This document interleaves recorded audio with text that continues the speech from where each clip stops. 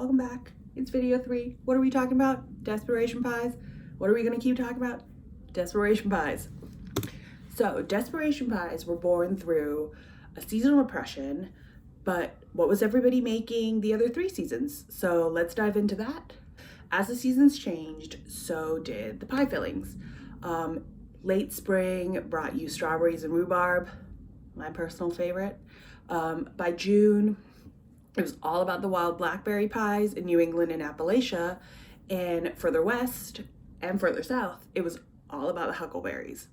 So in the height of summer, it was all about blackberries and gooseberries in the north and ripe peaches in the south. So everything depended on season and everything depended on location. And by the time summer was over and we were in August and September, it was an apple pie party all over the country. And then after apple picking season, as autumn closes in, it becomes all about pumpkin and pecan just in time for the holidays. Pecan? Pecan? You can debate amongst yourself.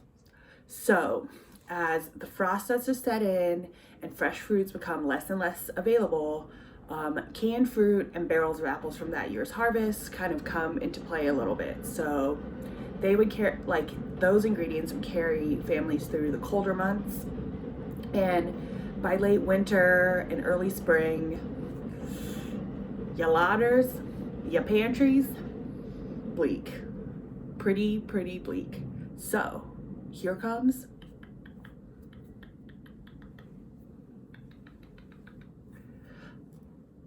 desperation pies.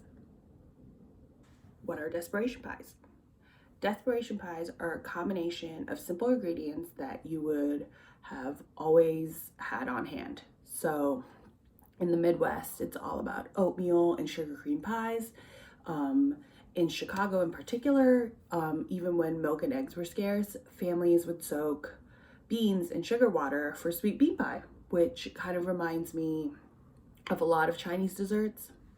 Chinese desserts, all about sweet beans, red beans, green beans, in little buns, in little fried packages, in little dumplings, little mochi balls, all about it.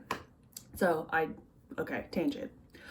In the South, it was a combination of vanilla, cornmeal, and eggs that filled their pies. Chess pies. And in Appalachia, it was all about vinegar pies. So vinegar pies were made to kind of mimic the tartness of apples and lemon meringue pies. And then if you move over to Amish settlements, it was all about the shoe fly pie, which was actually the pie that I made for Pennsylvania in my 50 pies lineup. So the underlying thing is that creativity and resourcefulness kept pie on the table all year round. People's lives are tied to the seasons, but you know, modern day conveniences did away with seasonal eating, but that doesn't kind of break the connection that people have with nature. And I think sometimes that food and nature dictate our lives. So that's kind of where we are now. And in the next video, we are going to try our hand at making a few of these desperation pies. I am going to make a total of 3. It'll be a sugar cream pie from Indiana. It'll be a vinegar pie from Appalachia, and a water pie from the Great Depression. So I hope to see you on my next video, and I will post the recipes so you can bake them with me too.